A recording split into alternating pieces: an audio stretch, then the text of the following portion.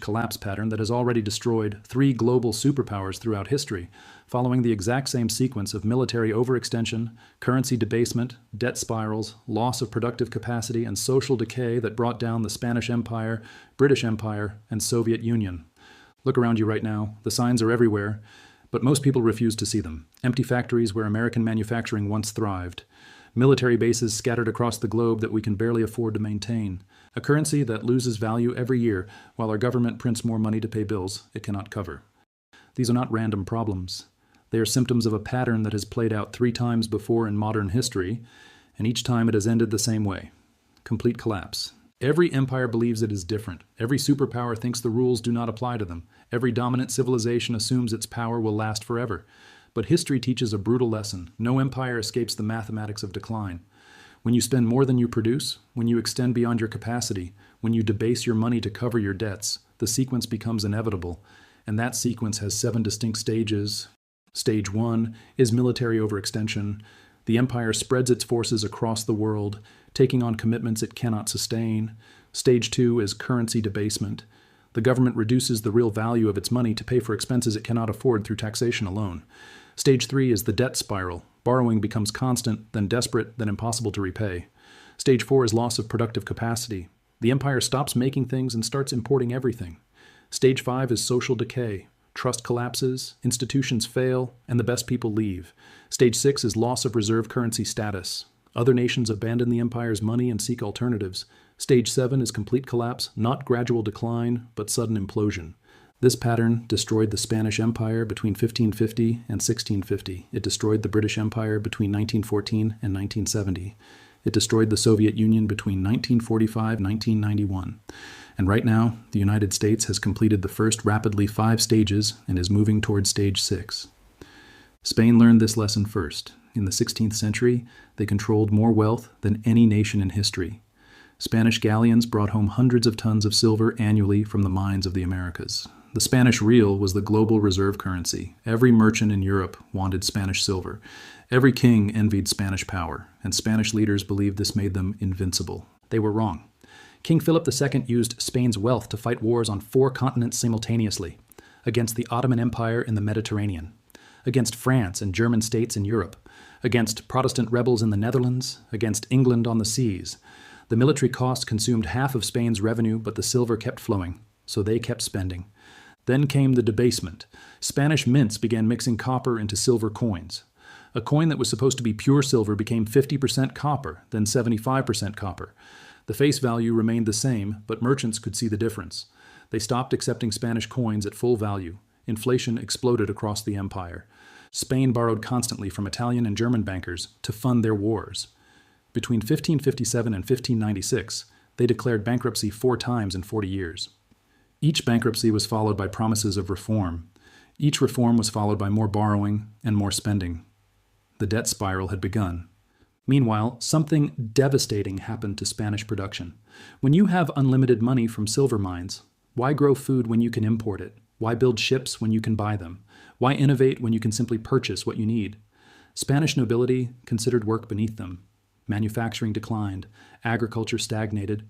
All the silver that flowed into Spain from the Americas flowed right back out to pay for French wine, Italian silk, and Dutch manufactured goods. By 1600, Spain produced almost nothing. They had become a conduit for wealth, not a creator of it. When the silver mines began to deplete, when production dropped, the entire system collapsed. Crime exploded in Madrid. Productive citizens emigrated to France, England, and the Netherlands. Spain lost Portugal in 1640, lost the Netherlands by 1650, and by 1700 had become a shell of its former self. Britain followed the exact same pattern 3 centuries later. In 1900, the British Empire controlled 25% of the world's land surface and 400 million subjects. The pound sterling was the global reserve currency. London was the financial center of the world. The sun never set on British territory. But Britain had military commitments everywhere: India, Africa, the Middle East, China, the Pacific, the Caribbean. When World War I erupted in 1914, Britain faced a choice: stay neutral and preserve the empire, or fight and risk everything. They chose to fight. The war cost Britain over $40 billion, equivalent to $1 trillion today. They borrowed heavily from the United States, transforming from creditor to debtor. After the war, Britain tried to maintain the pound's value by returning to the gold standard at pre-war rates. The problem was that the pound value was over British exports became too expensive. Manufacturing declined. Unemployment rose. By 1931, they could no longer defend the currency. Britain abandoned the gold standard and the pound lost 25% of its value overnight. World War II finished what World War I had started. Another $120 billion in costs, more borrowing from America. By 1945, Britain owed more than their entire annual economic output. They had won the war but lost the empire. In 1947, they gave up India. Over the next 20 years, they lost Africa, the Middle East, Southeast Asia, and the Caribbean. The pound kept falling, from $4.03 in 1940 to $2.40 in 1970. The global reserve currency had become a regional currency. The Soviet Union demonstrated how quickly the pattern can accelerate. After World War II, they emerged as a nuclear superpower with massive conventional forces. They controlled Eastern Europe, launched satellites, and competed with America on every continent. Soviet leaders believed communism would bury capitalism. They believed central planning was the future. But the Soviet Union spent 15 to 20% of their economic output on the military. They had to match American technology and American reach with an economy a fraction of the size. They prod Vietnam, amped up Cuba, supported Syria and North Korea, fought in Afghanistan, and countered American influence everywhere. The costs were unsustainable. The Soviet economy stopped growing in the 1970s. Factories produced inferior goods. Farms failed repeatedly. The ruble was never a real currency. It could not be exchanged internationally. Even Soviet citizens preferred dollars when they could get them. When oil prices collapsed in the 1980s, Soviet gold reserves began depleting. They were running out of real money. In 1989, the Berlin Wall fell. Eastern Europe abandoned the Soviet system. Poland, Hungary, Czechoslovakia, Romania, East Germany departed in a single year. The Soviet government was too broke to stop them. On December 26, 1991, the Soviet Union ceased to exist. 900 days from the fall of the Berlin Wall to complete dissolution. No war, no invasion, just economic implosion. A superpower with 30,000 nuclear weapons collapsed from internal financial failure. 3 empires, 3 collapses, the same 7-stage pattern every time. And now the United States is deep into that sequence, moving faster than any empire before us toward the same inevitable conclusion. We have already completed 5 of the 7 stages that destroyed Spain, Britain, and the Soviet Union, and the acceleration toward stages 6 and 7 is happening faster than any previous empire collapse in history. Our military overextension makes Spain's 4-continent wars look modest by comparison. 750 military bases spread across 80 countries, troops deployed in 150 nations, defense commitments to NATO, Japan, South Korea, the Philippines, and dozens of other allies. An $850 billion annual military budget that exceeds the next 10 countries combined. Yet recruitment is falling, equipment is aging, and we cannot respond to multiple simultaneous crises. If China moves on Taiwan while Russia pushes into NATO territory and Iran closes the Persian Gulf, our forces are spread too thin to handle all 3. The mathematics of overextension are identical to every failed empire before us. Currency debasement accelerated after Nixon severed the dollar's link to gold in 1971. Since 2000, our money supply has increased by 400%. Since 2020 alone, we have created over 6 trillion new dollars. The purchasing power of the dollar has declined 98% since 1971. We are not mixing copper into silver coins like the Spanish did. We are simply printing unlimited paper currency. The mechanism differs, but the result remains the same. Each new dollar reduces the value of every existing dollar. Our debt spiral has reached mathematical impossibility. $36 trillion in total debt represents 120% of our entire economic output.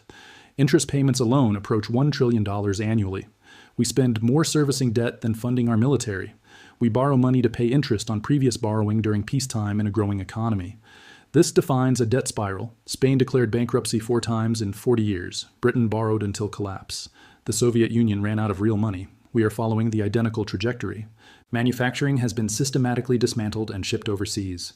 We design products, provide financing, and consume goods, but we no longer produce the physical items that sustain modern civilization. Our trade deficit exceeds $800 billion annually.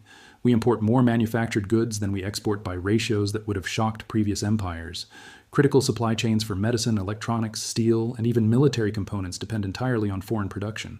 When the Spanish silver stopped flowing from the Americas, their import-dependent economy collapsed. When our dollars stopped flowing to foreign producers, the same result awaits.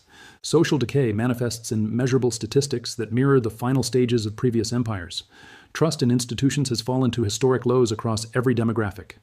Violent crime rates are rising in major cities. Homelessness has reached crisis levels in states that once represented American prosperity. Drug overdose deaths exceed 100,000 annually. Fertility rates have collapsed below replacement levels. Political dysfunction prevents basic governance. Infrastructure projects take decades that once required years. We cannot build, cannot agree, cannot function as a cohesive society. The velocity of our decline exceeds every previous empire. Spain took a century to collapse after reaching stage 5. Britain required 50 years.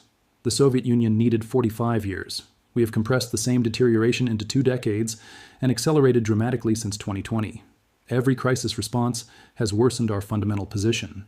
Every solution has created larger problems. Every reform has increased the dysfunction. Stage 6 approaches with clear warning signs that previous empires ignored until too late. BRICS nations are developing payment systems that bypass the dollar. Central banks worldwide are purchasing gold at rates not seen since the 1970s. China and Russia conduct bilateral trade in yuan and rubles. Saudi Arabia accepts yuan for oil sales. These are not isolated incidents. They represent systematic efforts to create alternatives to dollar-denominated trade. When stage 6 begins, the process becomes irreversible. Foreign nations will dump dollar reserves, causing the currency to flood back into our domestic economy. Import costs will skyrocket, while our ability to purchase foreign goods collapses. The military commitments we cannot afford today will become impossible to maintain. Allies will hedge their bets. Enemies will test our resolve. The reserve currency status that has subsidized our deficit spending for decades will evaporate.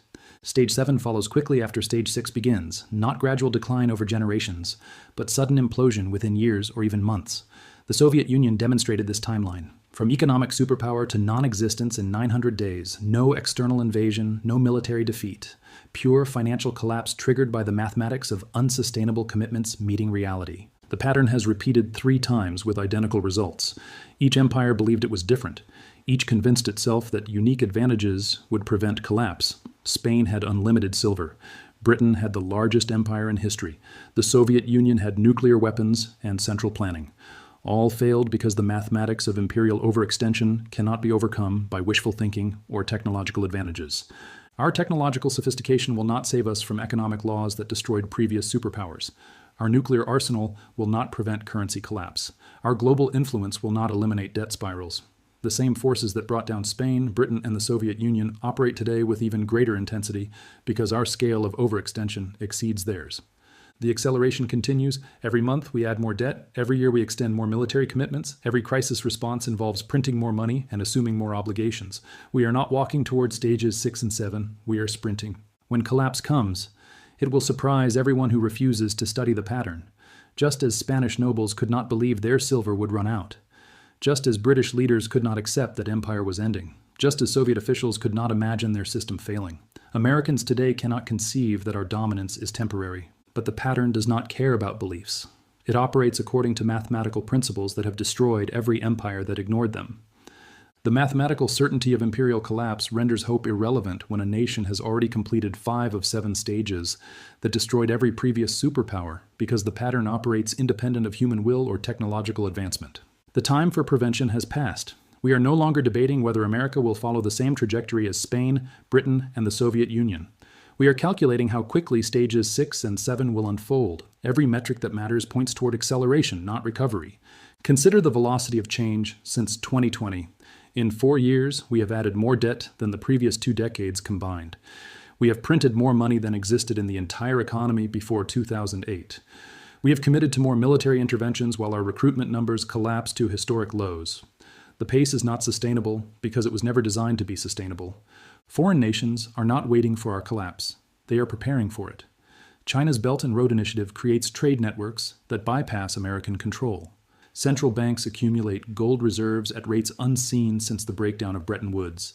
These are not defensive moves. They are positioning for a post-American financial order. The 7-stage collapse pattern that destroyed Spain, Britain, and the Soviet Union is now playing out in America at unprecedented speed, with stages 6 and 7 approaching faster than any previous empire experienced. The mathematics are unforgiving, and the timeline is compressing. Spain took a century to fall after reaching our current stage. Britain needed 50 years. The Soviet Union required 45. We are moving through the sequence in decades, not generations. History doesn't repeat, but if you ignore the pattern, it